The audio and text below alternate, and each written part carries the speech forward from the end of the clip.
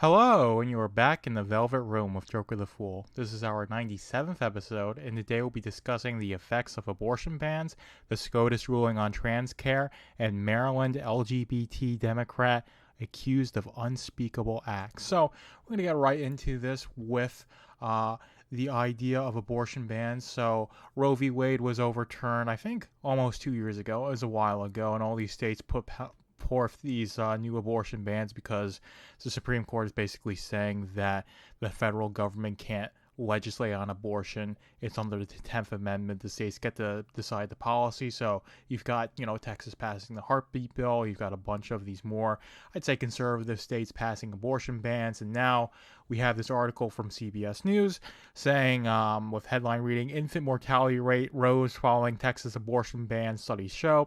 So in the wake of Texas's abortion ban, the state's infant death rate increased and more died of birth defects, a study published Monday shows.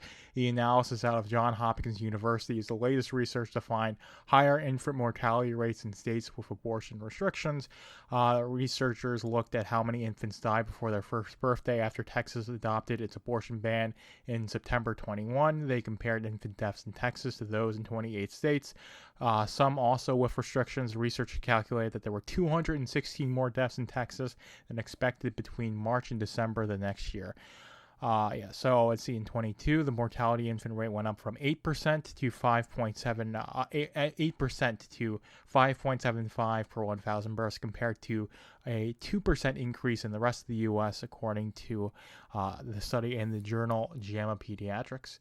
So, this goes on a bit, but the whole thing is that there's this whole abortion industry, right, along with this mass depopulation effort. And this is something that you watch the next episode of Hump Day Potpourri, we get into it because there's this pro-life song that's hit the top of the charts, and it's indicative that there can be a cultural shift to people being pro-life. And this is how you win it culturally, right, is to make pro-life the popular position when being pro-choice. And a lot of people who call themselves pro-choice really are antinatalist abortionists.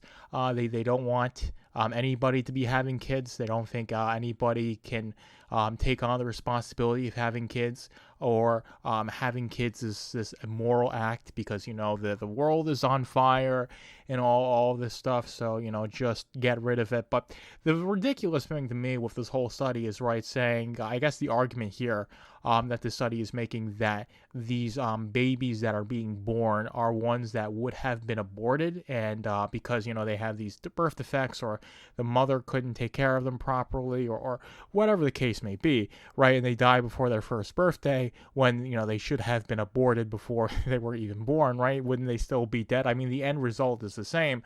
Of course, you have a little bit more sadness, struggle, and strife than you otherwise would have. But the idea that abortion is this curative measure, right, that there's no consequences to it, that you can get an abortion and just be fine, is ridiculous, because once you get pregnant, you're giving birth. It's just whether you're going to give birth to a living baby or you're going to have a stillbirth. Once you have an abortion, right, that's just basically forcing your body to give birth to a stillbirth. And again, these late-term abortions is where you're literally dismembering the fetus and then having it pulled out part by part. And if you leave some of it in it, then the uterus can become septic, and all these issues that can happen when you're doing these sorts of things. So there is that as well to consider. But this whole idea that abortion is this necessary good, that it is nothing but health care, that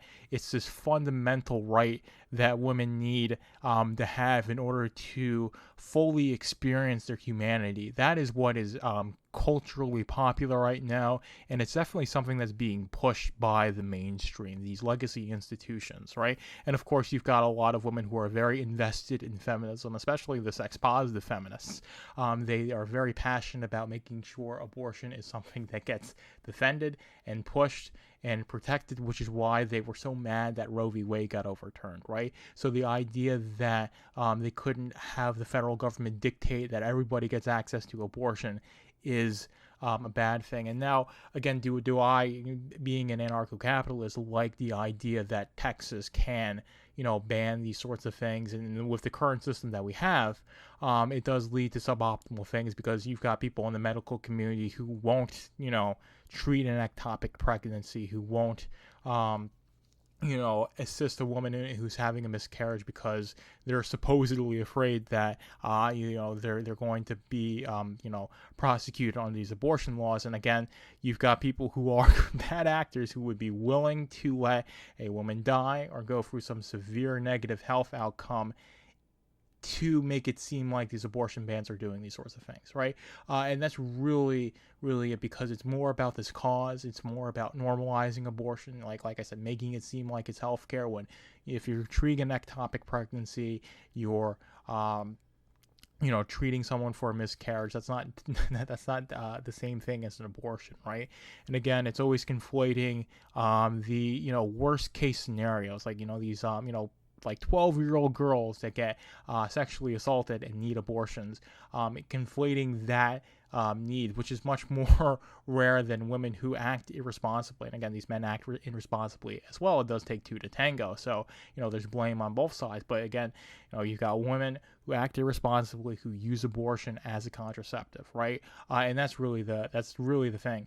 So with abortion is not only to make pro-life the necessary, the culturally popular thing, but to make a culture where abortion's necessity for a lot of people isn't something. Because if you are married, then the rate of abortion goes down drastically, right? So and it's not even like getting married like legally, it's just having a relationship that functions like a marriage, right? Where you're committed to each other for life, and you're going to raise your children as this intact family unit, right? If you have more people who are in that mindset, people wouldn't feel the need to get abortions, right? And then of course you've got people who are married who do have that, they just don't have the economic resources to raise a child, right? Or they feel like they don't, especially in this modern economy. And that also pushes people to seek out these services as well. And then you've got the whole thing is that you got these pro-life pregnancy centers that are being demonized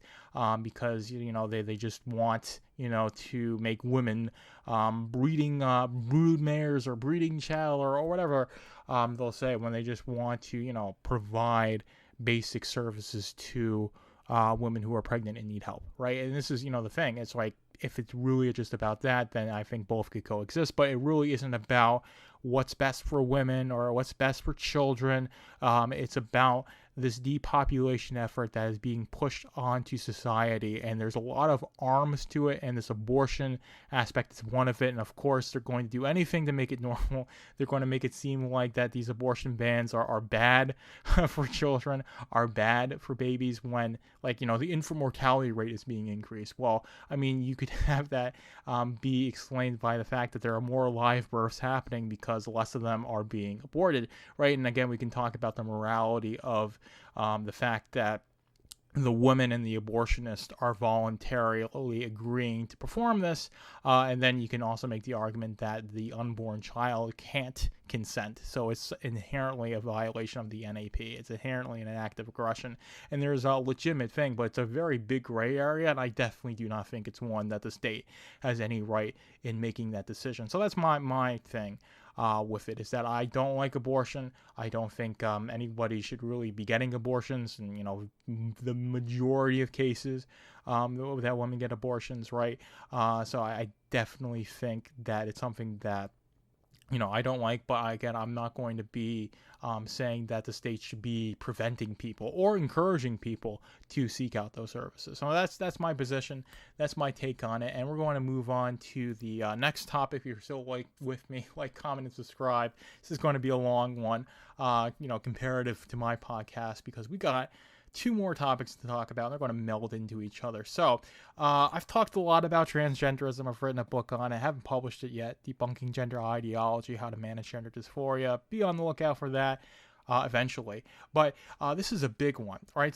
This headline is from the Washington Post. It reads, Supreme Court agrees to review Tennessee ban on gender transition care. So 23 states have passed bans or restrictions on gender transition care for minors since 2021. So on Monday, agreed to review a Tennessee law that bans gender transition care for people younger than 18.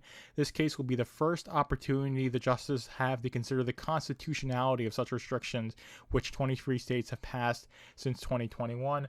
So there have been some.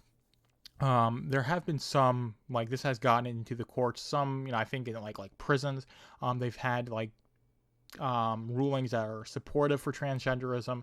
I believe there was an Idaho ban, and the Supreme Court or one of the courts ruled that the ban could take place. It wasn't ruling on the constitutionality of it. So what this case is going to be heard in the fall. It's most likely going to be given out in the spring. So we're not going to know what the decision of this is until like 25, right? It's going to take a while. And again, when I've talked about legal stuff before, and this legal stuff operates like weeks to months to years. Those are the timelines. It takes such a long time for anything to go through a court system. Another reason to hate government, right? But this is going to be a big one.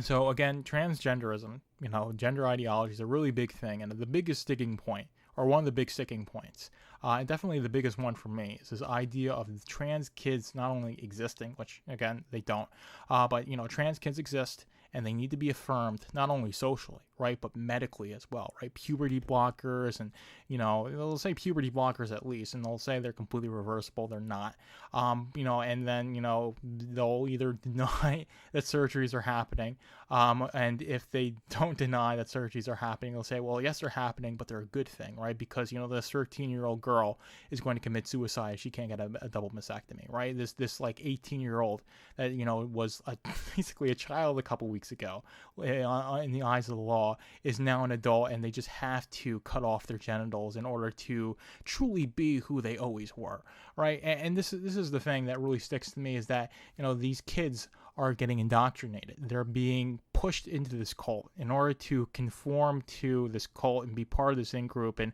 get this acceptance that you really desperately want when you're young, especially an adolescent. You're looking for your place to belong.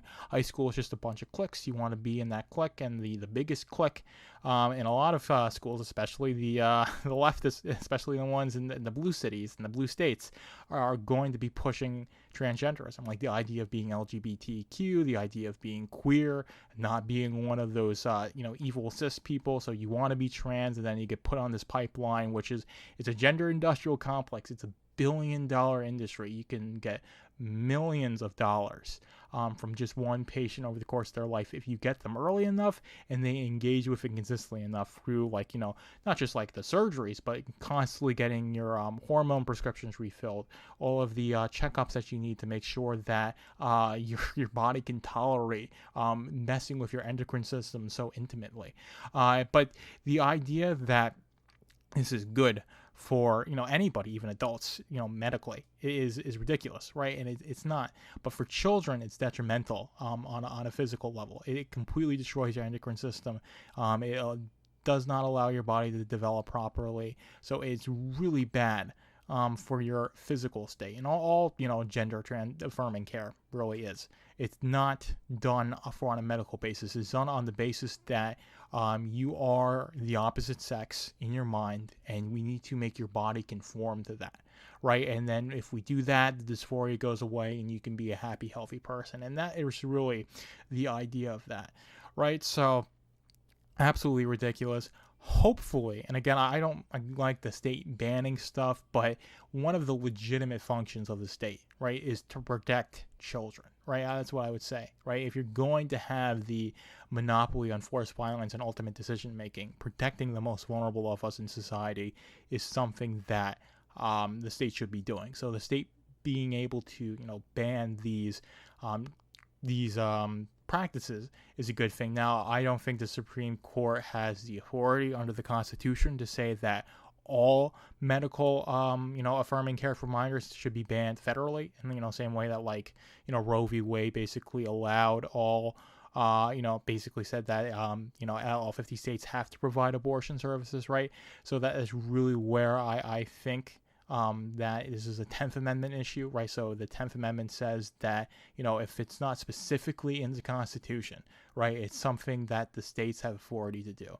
And I think that's really the strongest case for winning this, right? And again, of course, you can make the 14th Amendment argument that, equal protection under the law, a trans child in Tennessee should be entitled to the same healthcare services that they would get in New York or California, right?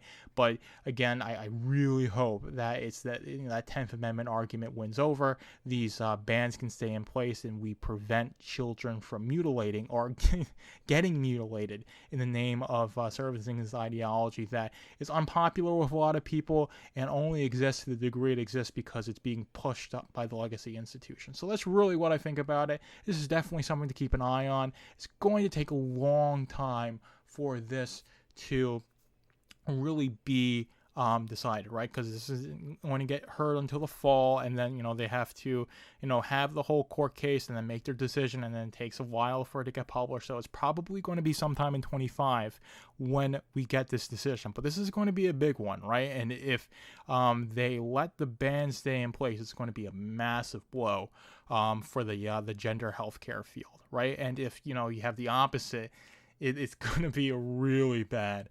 for us culturally, and it's going to be indicative that this transgenderism, transhumanist agenda is what they really want to push as the schism force in society. But we'll see.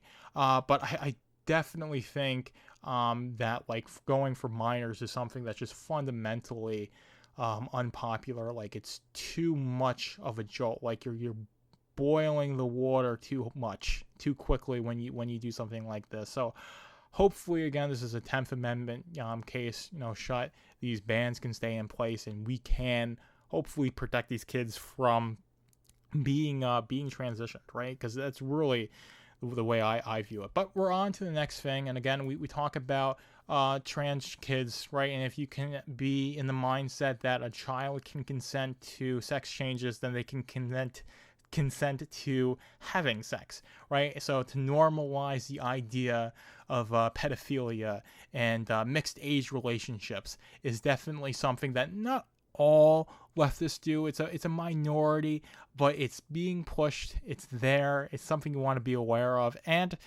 we've got this article from Valuetainment, chair of LGBTQ Democrats of Maryland caught soliciting minors. So Michael Knappen, the chair of the Maryland Democrat Party LGBTQ+ Diversity Leadership Council, was reportedly caught romantically pursuing someone he believed he was a 14-year-old boy in a sting operation.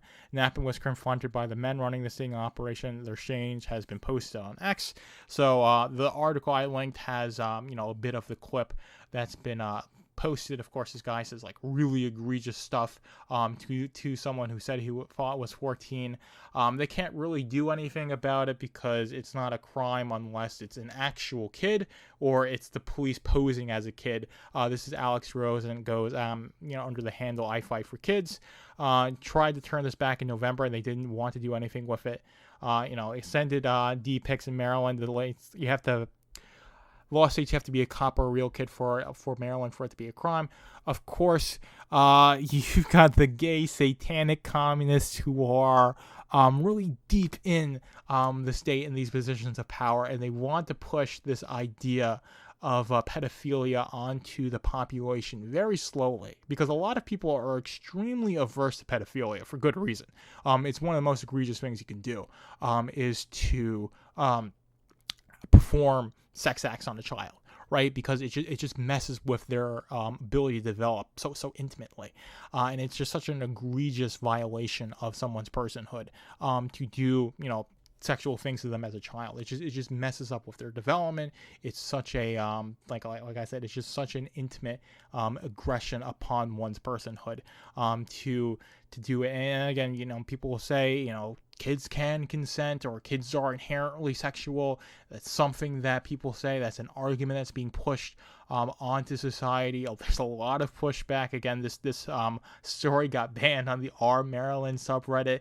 Basically, they closed down the thread. All the comments are people who say we should police the bigots and the people who are pedophiles. Which again, that's how a lot of leftists are. They aren't they aren't pedophiles, right?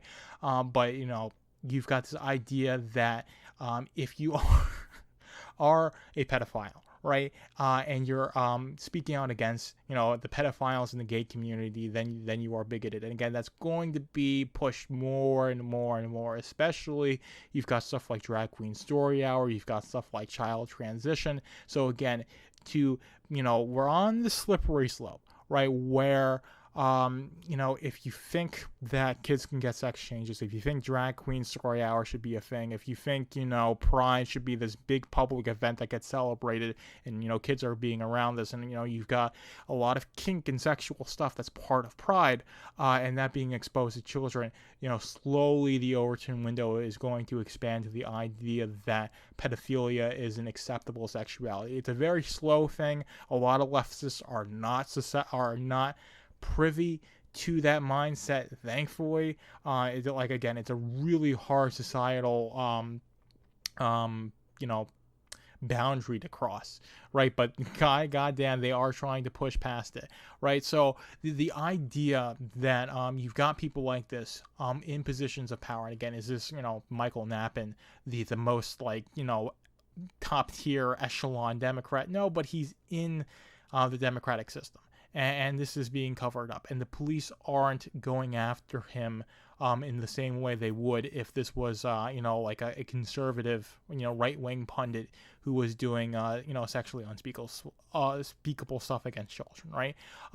That is really the way I think about this, right? Is that you've got these people, again, it's a minority of the leftists who are pedophiles, who want pedophilia to be this normalized aspect of society, and they are using the idea of kids can transition and Drag Queen Story Hours to push that onto the population, right? And a lot of people who love Pride, who love Drag Queen Story Hour, who are all for these things, are vehemently against pedophilia and are being convinced that Drag Queen Story Hour and child transition aren't this slippery slope to saying if kids can consent to seeing, basically a slightly toned down burlesque show or to change their sex, right? If you can consent to those things, then it becomes a very short connection to the point where kids can consent to having sex. And that's the really concerning thing. And you've got people